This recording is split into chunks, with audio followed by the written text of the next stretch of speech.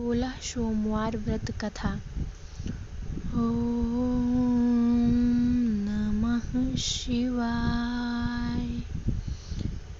एक बार भगवान शिव जी पार्वती जी के साथ भ्रमण करते हुए मृत्यु लोक के अमरावती नगर में पहुंचे। उस नगर के राजा ने भगवान शिव का एक विशाल मंदिर बनवा रखा था। शिव और पार्वती जी उस मंदिर में रहने लगे। एक दिन पार्वती जी ने भगवान शिव से कहा, हे प्राणनाथ, आज मुझे चौसर खेलने की इच्छा हो रही है। पार्वती जी की इच्छा जानकर शिव जी पार्वती जी के साथ चौसर खेलने बैठ गए। खेल आरंभ होते ही उस मंदिर में एक पुजारी वहां आ गया। माता पार्वती जी ने पुजारी से पूछा कि हे पुजारी जी, यह बताएं कि इस बाजी में किसकी जीत हुई। तो ब्राह्मण ने कहा, महादेव जी की। परंतु चौसर में शिव जी की पराजय हुई और माता पार्वती जी की जीत हुई। तब ब्राह्मण को उन्होंने झूठ बोलने के अपराध में कोढ़ी होने का श्राप दिया। शिव और पार्वती जी उस मंदिर से कैलाश पर्वत लौट आए। पार्वती जी के श्राप के कारण पुजारी कोढ़ी हो गया। नगर के स्त्री पुरुष उस पुजारी के परछाई से भी दूर दूर रहने लगे। कुछ लोगों ने राजा से पुजारी की कोढ़ी हो जाने की शिकायत की, तो राजा ने किसी श्राप के कारण पुजारी के कोढ़ी हो जाने का विचार कर उस मंदिर से निकलवा दिया। उसी नगर के दूसरे ब्राह्मण को पुजारी बना दिया गया। कोढ़ी पुजारी मंदिर के बाहर बैठकर भिक्षा मांगने लगा। कई दिनों के पश्चात स्वर्गलोक के कुछ अप्सराएं उस मंदिर में पधारी और उससे देखकर कारण पूछा। पुजारी ने निसंकोच उन्हें भगवान शिव और माता पार्वती के चौसर खेलने और पार्वती जी के श्राप देने की सारी कहानी सुनाई। तब अप्सराओं के पुजारी से 16 सोमवार का व्रत विधि करने को कहा। पुजारी द्वारा पूजन विधि पूछने पर अप्सराओं ने कहा, सोमवार के दिन सूर्योदय से पहले उठकर स्नान आदि से निवृत्त होकर स्वच्छ वस्त्र पहनकर आधा सेर गेहूं का आटा लेकर उसके 3 भाग कर बनाना। फिर घी का दीपक जलाकर गुड़, नैवेद्य, चंदन, अक्षत, बेलपत्र, फूल, जनेऊ का जोड़ा लेकर के प्रदोष काल में भगवान शिव की पूजा अर्चना करना। पूजा के बाद 3 अंगों में से एक अंग भगवान शिव को अर्पित करके एक खुद ग्रहण करना और शेष 2 अंगों को भगवान का प्रसाद मानकर वहां उपस्थित स्त्री पुरुषों और बच्चों में बांट देना। इस प्रकार व्रत करते हुए जब 16 सोमवार बीत जाएं तो 17वें सोमवार को 1 पाव आटे की बाटी बनाकर उसमें घी और गुड़ मिलाकर चूरमा बनाकर फिर भगवान शिव को भोग लगाकर वहां से उपस्थित स्त्री पुरुष और बच्चों में प्रसाद बांट देना। इस तरह 16 सोमवार व्रत करके और कथा सुनने से भगवान शिव तुम्हारे कोढ़ को नष्ट करेंगे, तुम्हारी सभी मनोकामनाएं पूर्ण करेंगे। इतना कहकर अप्सराएं स्वर्गलोक चली गईं। पुजारी ने अप्सराओं के कथन अनुसार 16 सोमवार का विधिवत व्रत किया। फलस्वरूप भगवान शिव की अनुकंपा से उसका कोढ़ नष्ट हो गया। राजा ने उसे फिर मंदिर का पुजारी बना दिया। वह मंदिर में भगवान शिव की पूजा करता आनंद से जीवन व्यतीत करने लगा। कुछ दिनों बाद पुनः पृथ्वी का भ्रमण करते हुए भगवान शिव और माता पार्वती उस मंदिर में पधारे। स्वस्थ पुजारी को देखकर पार्वती जी ने आश्चर्य से उसके रोग मुक्त होने का कारण पूछा, तो पुजारी ने उन्हें 16 सोमवार का व्रत की सारी कथा सुनाई। पार्वती जी भी व्रत की बात सुनकर बहुत प्रसन्न हुई और उन्होंने व्रत पुजारी से उसकी विधि पूछकर स्वयं 16 सोमवार का व्रत प्रारंभ किया। पार्वती जी ने उन दिनों अपने पुत्र कार्तिक की नाराज होकर दूर चले जाने से बहुत चिंतित रहती थी। वे कार्तिकेय को लौटा लाने के लिए अनेक उपाय कर चुकी थी, लेकिन कार्तिकेय लौटकर उनके पास नहीं आ रहे थे। 16 सोमवार का व्रत करते हुए पार्वती जी ने भगवान शिव से कार्तिकेय के लौटने के मनोकामना के व्रत समापन के तीसरे दिन सचमुच कार्तिकेय वापस लौट आए। कार्तिकेय ने अपने हृदय परिवर्तन के संबंध में पार्वती जी से पूछा, हे माता, आपने ऐसा कौन सा उपाय किया जिससे मेरा क्रोध नष्ट हो गया और मैं वापस आ गया? तब पार्वती जी ने कार्तिक को 16 सोमवार के व्रत की कथा कहकर सुना दी। कार्तिकेय अपने ब्राह्मण मित्र ब्रह्मदत्त के परदेश चले जाने से बहुत दुखी थे।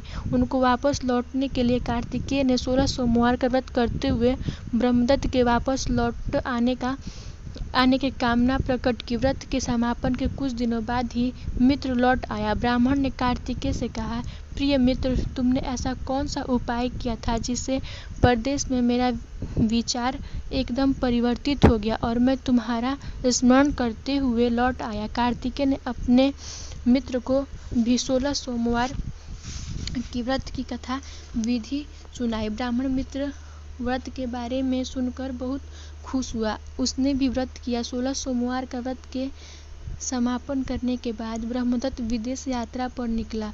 वहां नगर के राजा हर्षवर्धन की बेटी राजकुमारी कुंचन का स्वयंवर हो रहा था। वहां के राजा ने प्रतिज्ञा की थी, एक हथिनी यह माला जिसके गले में डालेगी वह अपनी पुत्री का विवाह उसी से करेगा।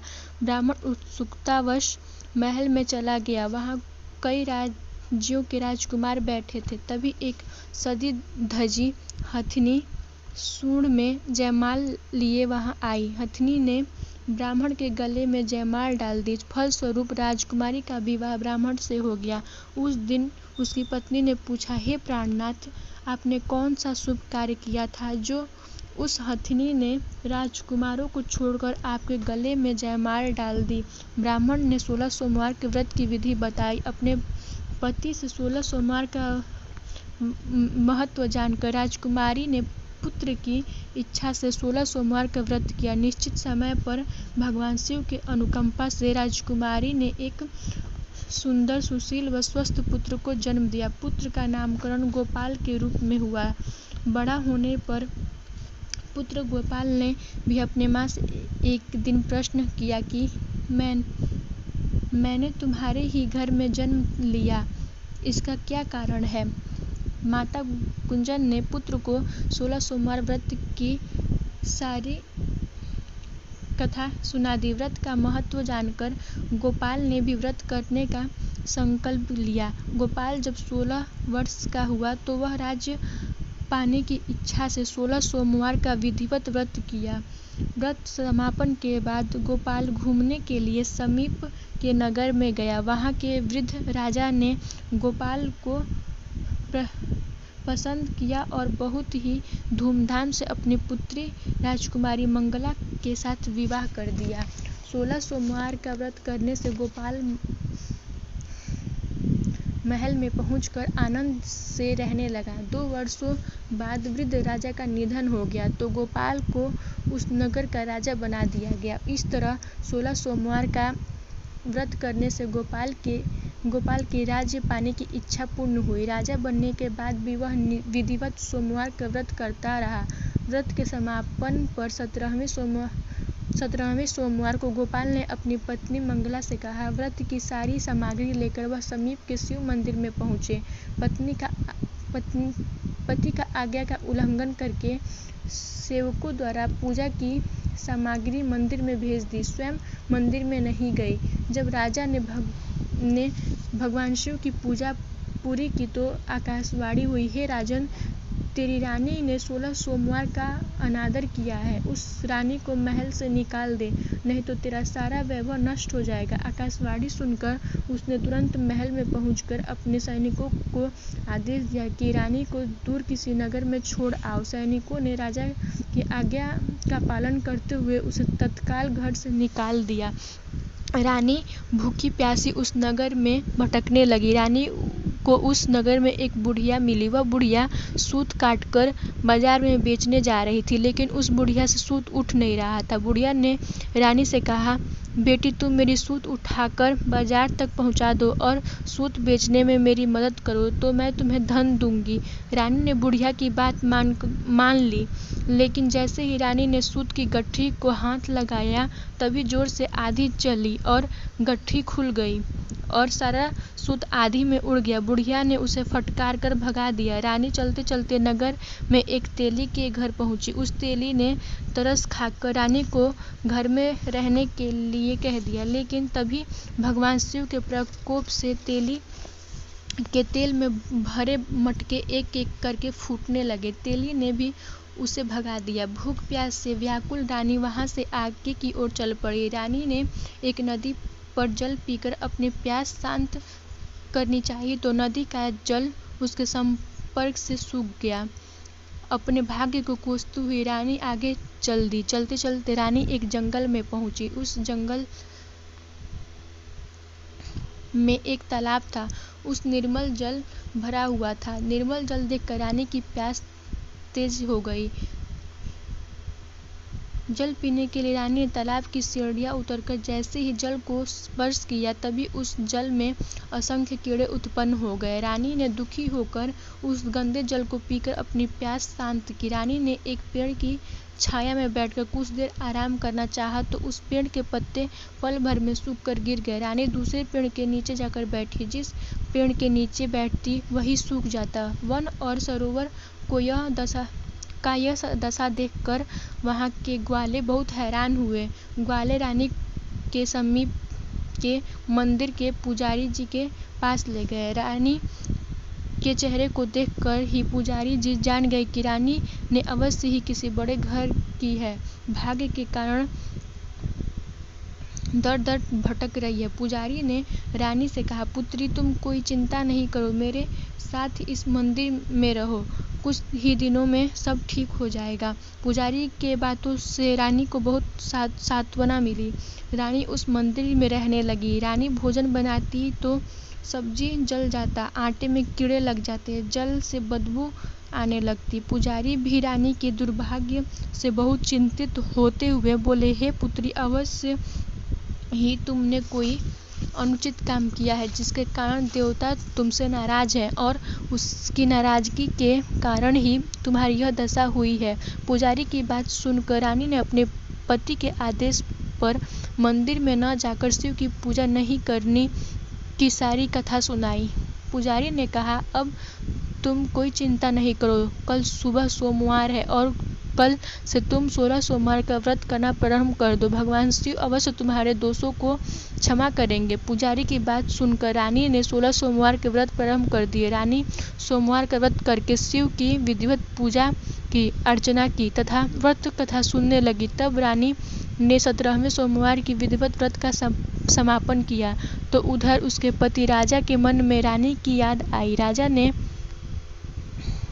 तुरंत अपने सैनिकों को रानी को ढूंढ लाने के लिए भेजा। रानी को ढूंढते हुए सैनिक मंदिर में पहुंचे और रानी से लौट चलने के लिए कहा। पुजारी ने सैनिकों को मना कर दिया और सैनिक निराश होकर लौट आए। उन्होंने लौटकर राजा को सारी बात बताई। राजा स्वयं उस मंदिर में पुजारी के पास पहुंचे और रानी को महल से निकाल देने के कारण पुजारी जी से क्षमा मांगी। पुजारी ने राजा से कहा, यह सब भगवान शिव के प्रकोप के कारण हुआ है। इतना कहकर रानी को विदा किया। राजा के साथ रानी महल में पहुंची। महल में बहुत खुशियां मनाई गईं। पूरे नगर को सजाया गया। राजा ने ब्राह्मणों को अन्न, वस्त्र और धन का दान दिया। नगर में निर्धनों को वस्त्र बांटे गए। रानी 16 सोमवार का व्रत करते हुए महल में आनंद पूर्वक रहने लगी। भगवान शिव की अनुकंपा से उसके जीवन में सुख ही सुख भर गए। 16 सोमवार के व्रत करने और कथा कहने सुनने से मनुष्य की सभी मनोकामनाएं पूरी हो जाती हैं और जीवन में किसी तरह की कोई कमी नहीं होती। स्त्री पुरुष आनंद पूर्वक जीवन यापन करते हुए मोक्ष प्राप्त करते हैं। ओम नमः शिवाय।